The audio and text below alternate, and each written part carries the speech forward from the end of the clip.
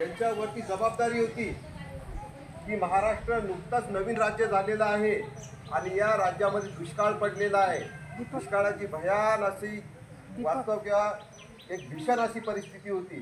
त्यावेळेस या कठीण काळामध्ये त्यांनी मुख्यमंत्रीपदाची धुरा हाती घेतली असताना त्यांनी प्रतिज्ञा केली की जोपर्यंत मी महाराष्ट्राला अन्नधान्याच्या बाबतीत स्वयंपूर्ण करणार नाही, तसं जर मी अपयशी झालो तर स्वतःचं फाशी घेईन किंवा बलिदान देईन किंवा मी मरण पत्करेन।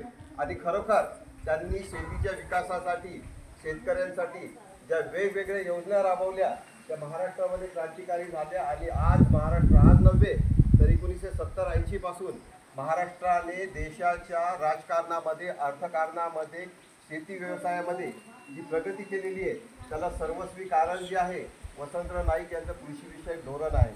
तर त्यांनी शेतीसाठी जी पडीत जमीन होती, सुरुवातीला जर आपण पाहिलं तर महाराष्ट्र राज्यामध्ये जास्तीत जास्त पडीत जमीन होती।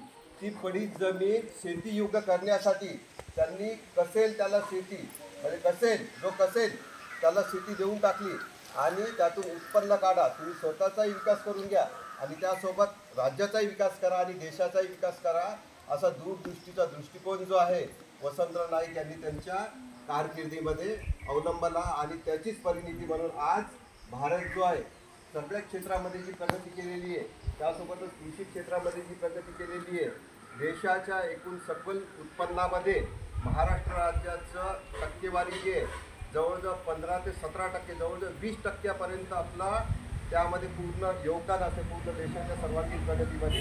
आणि महाराष्ट्राचं योगदान वाढवण्यामध्ये वसंतराव